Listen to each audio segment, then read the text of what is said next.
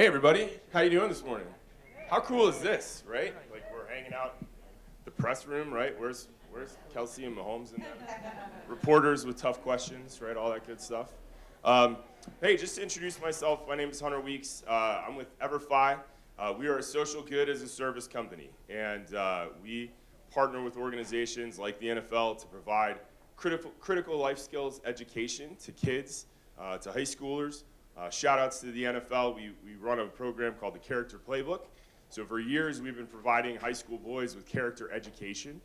We've reached millions of kids around the country. And we had an incredible event this week. I'm going to make sure I get to school right. We were at Bridger Middle School here in Independence. We had Willie Shields, Tim Grunhard, Dahani Jones, Kimmy Checks. So we had an awesome in-school event this week. So shout out to the NFL and everybody that is in the social good world.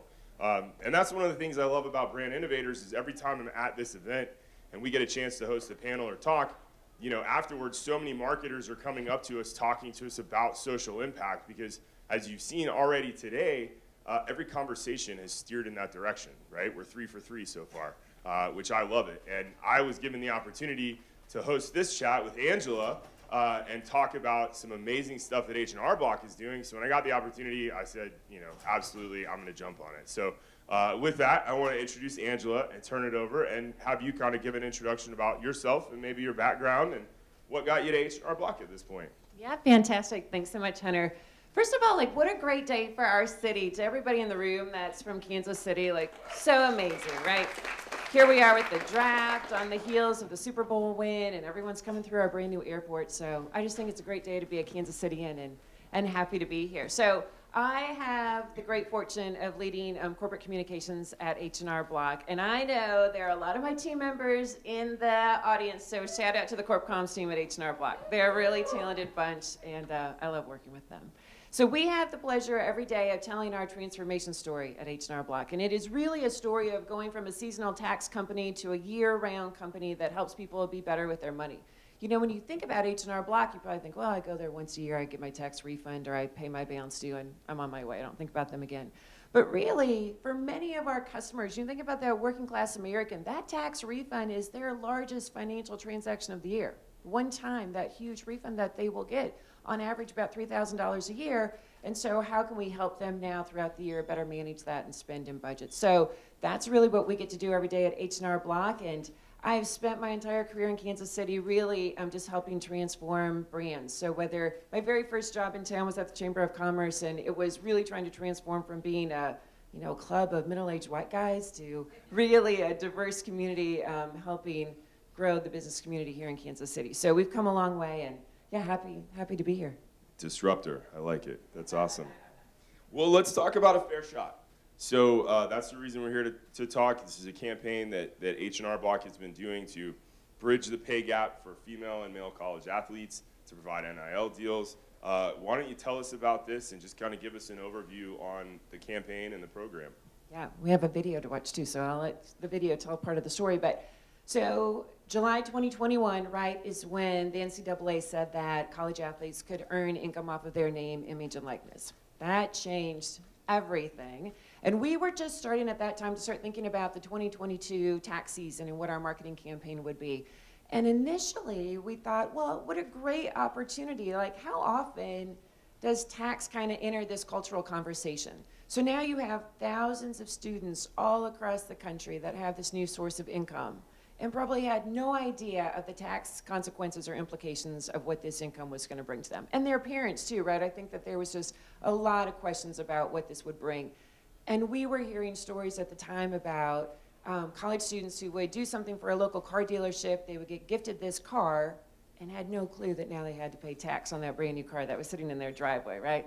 So initially it was just, let's help educate college students and their parents on this tax moment. And we were pretty excited about that because, again, college students' taxes, well, that doesn't converge very often. And quickly we realized, just in a little digging, we came upon our insight that really was the birth of a fair shot. So within just a few months into NIL, here we were with this gender gap in compensation, right? Just a few months in, and there was already the majority of the deals the majority of the dollars were going to the male athletes. And primarily, right, we all know that those dollars primarily go to the D1 football players and somewhat the men's basketball players. And so as a company that is driven by purpose, grounded in purpose, we talk about purpose every day at H&R Block, we said we need to do our part. Like, what can we do? This now is more than just helping kids with their taxes. This now is about how do we close that gender equity gap that has become NIL. And that's really how A Fair Shot was born. We just said, how can we make a difference? And that's kind of how it all came about. That's awesome. How many people in this room, just by show of hands, would agree that financial education around doing your taxes is not something that is taught necessarily in traditional education, right? Yeah, exactly. What a cool thing. You know, it's shout outs to collegiate athletes, because I think with the NIL, there's goods and bads to everything, but it truly does provide a platform that if you're a female softball player, or if you're a female lacrosse player, or a female track athlete, you literally can go out and earn the same as a male counterpart, because you just have the flexibility and freedom to do it. You just have to find the companies, right, that are willing to put themselves out there and do it, which, you know, incredible for H&R Block to, you know, be one of those that bridges the gap. So that's awesome. Let's play, do we have the video teed up? We can play that one.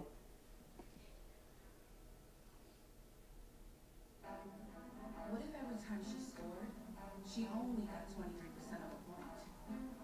Would that be a fair shot? What if every champion only got 23% of a trophy? They're giving 100% on the field. So why are they only getting 23% off of it?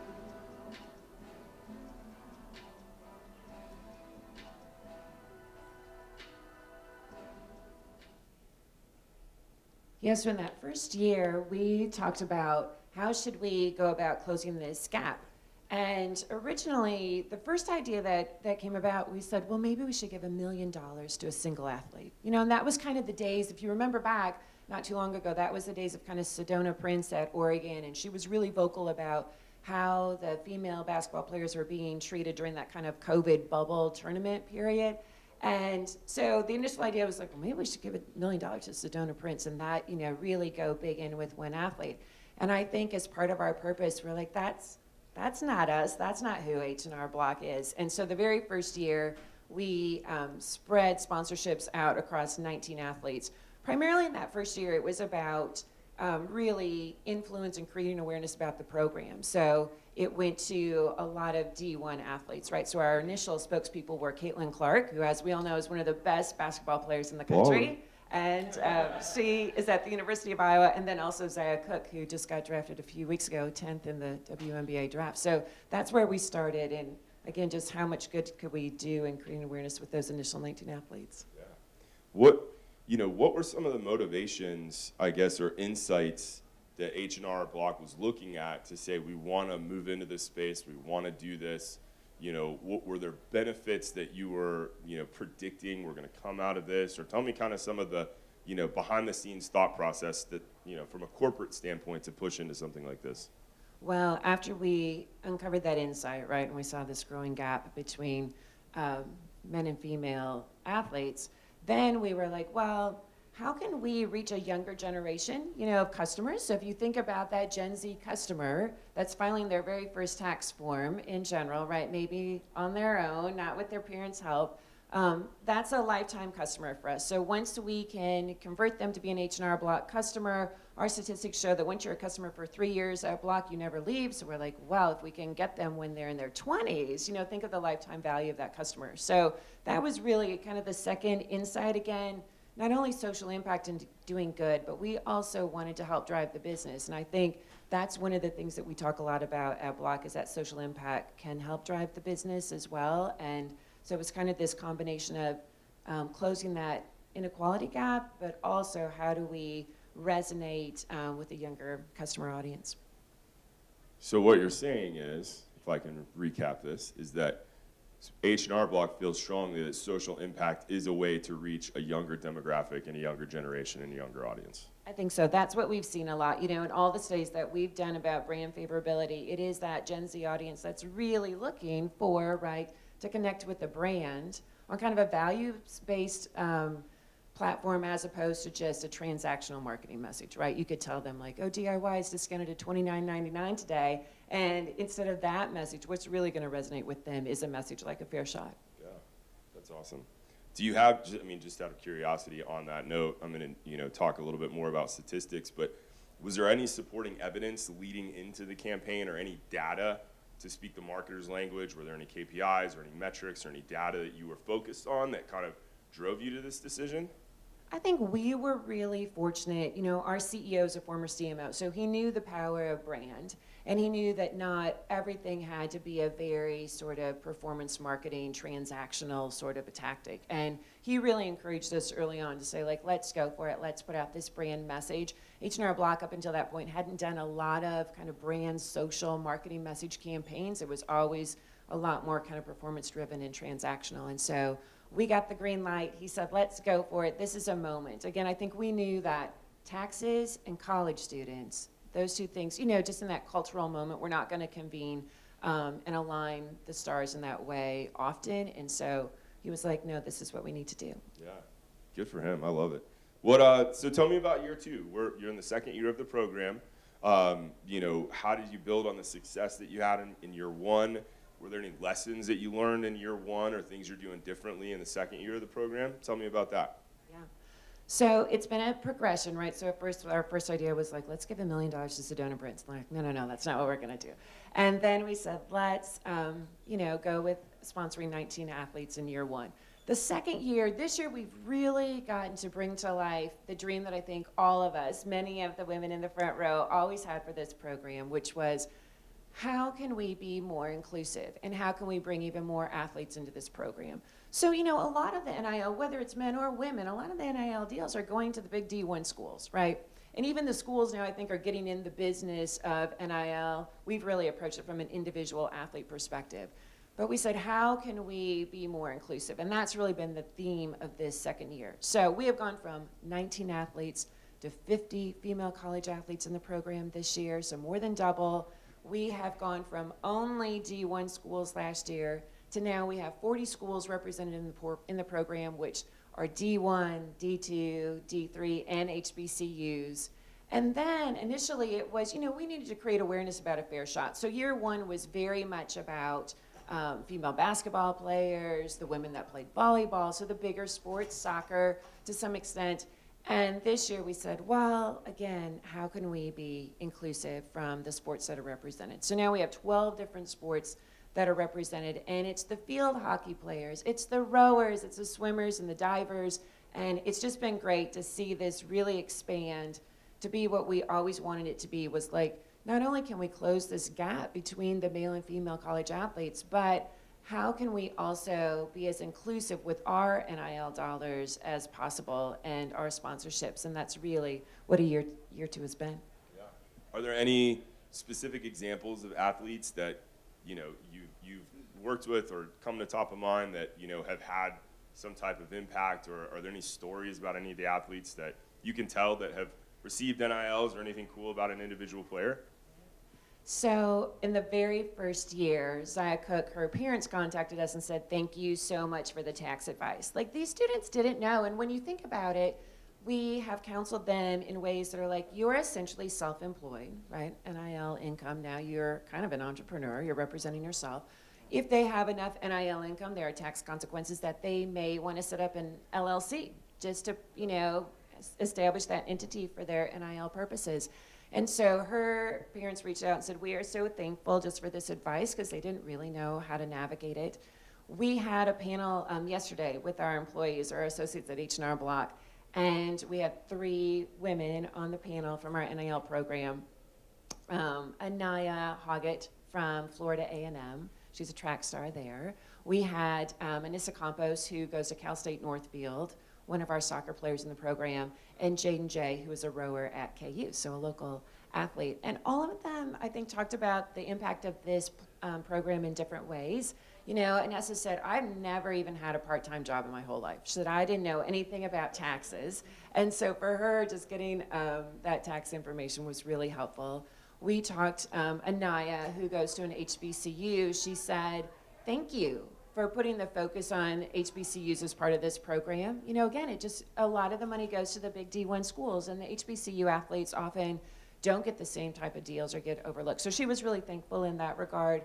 And then Jaden has a really story that I'm sure a lot of us in the room can resonate with.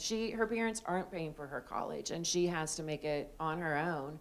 When you think about, she's a rower at KU, and when you think about rowing programs, most of those women are not on full ride scholarships. Maybe they're getting a little partial scholarship, but she said, thank you so much, because these NIL deals help me so that I'm not trying to juggle sports and school and a part-time job. And so they all kind of had their unique stories in that way. I will also say, though, what was so powerful, you think about these young women, they were 19, 20, 21 years old. And when they talked about these NIL deals, they said, this has helped me. I think Jaden said, this has helped me get over imposter syndrome. And we were like, what? We had no idea that we were kind of making that impact. But she said, it helped me believe in myself. And that as a KU rower, I have just as much right to get an NIL deal or show up and be proud of my sport and what I do as the KU basketball player does. So I think that story was really impactful, and all of them kind of had similar stories, like, this has empowered me. And so, you know, not just about the sponsorship deal, but it's really, I think, had an impact on each and every one of them. Hell yeah, that's awesome. And you talk about the NFL draft and people's lives being changed, right? Obviously, there's 30 people that are going to become millionaires, essentially, right, when their name is called tonight. But you talk about, you know, family of a D3 female collegiate track athlete, and the family had no prior financial education around taxes. And what you did is now just created a bit of a generational impact, right, on that family. And that's really what this is all about. I mean, that's incredible. Love hearing that. What, you know, to take it a step further, let's talk about it from a business perspective. The things that you have found over the first year at H&R Block and some of the positive impacts that it's had from a business standpoint, leaning into social good. Yeah, would love to talk about metrics. First, I want to give you a little context of just how important community is to H&R Block. So many people don't know, probably many of you in the room don't know, but there are 10,000 H&R Block offices all across the country. At one point, we were in every single congressional district and within 5 miles of every single American, whether you lived in Miami, Florida, or Anchorage, Alaska. And so a little interaction. Raise your hand if you think 10,000 H&R Block offices is more than the number of Walmarts in the United States. Oh, see, and the 3, 4, 5 of you that have raised your hand, you are right. So that is more than double the number of Walmarts that are in the United States, 3 times as many Burger Kings. So really, H&R Block is a community company at heart, and we're talking to, you know, people at tax time about really important events in their life. Maybe I did become a student athlete. Maybe I got a new job, or a baby was born, or I moved, all of these really important things. And so we have always found that we are literally embedded in almost every community, and we want to maintain that connection with our communities. So I think just level setting on how important community is to H&R Block and how it really is just embedded in our purpose. We launched a new purpose a few years ago that is to provide help and inspire confidence in our clients and communities everywhere. So even that community thread shows up in our purpose statement, and no mention of tax. With that, I think that you know, a fair shot just is that same common community thread, right? Helping these student athletes in these communities. And we have seen some really great metrics that, again, are about driving the business. So I agree, like, social good is great. Social good is even better when it is about your values and creating that halo effect where your customer can say, oh, those are your values. Oh, those are also my values. And that synergy makes me want to do business with you. So we have seen in the first year of A Fair Shot, we saw with Gen Z in particular an 11-point increase in trust with Gen Z, with our Gen Z customer, and we saw a 23-point increase in favorability. So we're like, that's exactly what we wanted to accomplish. We're trying to reach that younger audience, and NIL and A Fair Shot really helped us do that. So now we're just wrapping up year 2, and we're already starting to see some great results, right? Even better than last year. So I think we're going to surpass those metrics. And again, for us, favorability, we believe that, you know, that favorability metric is important because they will likely be a more long-term customer, likely a more engaged customer, take more products from us, use us more for our services. So we kind of track that favorability pretty closely. So for everybody in the room that's wondering, how do we reach younger audiences? How do we do TikTok? How do we reach these kids, right? Hey, put some effort into social impact, and I think it's pretty obvious you get double-digit returns, which is incredible. We got a few minutes left. I'm going to do a couple little rapid-fire questions just to keep it fun. And then we're going to open it up. I'm sure there might be a couple questions from the crowd. So rapid-fire, favorite sport? Favorite spectator sport is football, hands down. Football, hands down. Do you have a favorite athlete? A favorite athlete? Oh my gosh. I mean, you immediately go to the Chiefs, right? Which is kind of that trifecta of like Mahomes, Kelsey, and Chris Jones. I think they're the best. Yeah.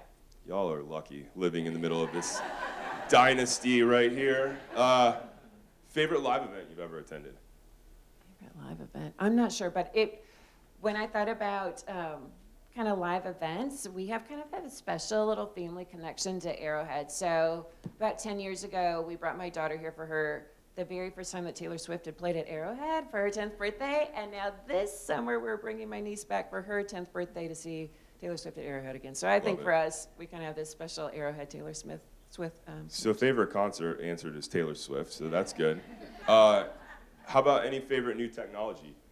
Gosh, I don't know. I'm not a super techie person, so I don't know if I don't know. We'll pass. Favorite vacation spot? All-inclusive Cancun, hands down every day, right? You put on your swimsuit, you go to the buffet, you go to the beach, you have some drinks. You get it. You repeat, yeah. Love it. Favorite local restaurant? I think the best food in town right now is at Farina. So for all of you that have been in the Crossroads area, it's really hard to get into, but it's really fantastic. Zephyrinha? Yeah, Farina. Farina, all right. Kansas or Missouri? I don't know. I don't know, I've always just been such a metro girl too, right? So I started at the Chamber, we serve both sides of the state line. So I don't know, I'm just a greater Kansas City gal through and through. Very political answer, Yeah. Very political. Awesome. Thank you so much, Angela. This was really awesome. Thank you. Thank you, Brand Innovators. Do we have any questions? Yeah. Hi. So, comment and a question. So, former Division II student athlete, and this means so much. Like, I have seen your campaign, this initiative. Like, I just wish I lived in a world where this happened. So, thank you for that. I'm curious about how you identify and select talent below Division I. So, in that Division II and Division III sector, what does that process look like? Yeah, that's a great question, and thank you. Yeah, we're so proud of this, and it's just been great, too, to see with A Fair Shot how our employees have rallied around A Fair Shot. I heard an employee say that when I tell people that H&R Block is more than tax, I mention A Fair Shot, so we're really proud of the program, too.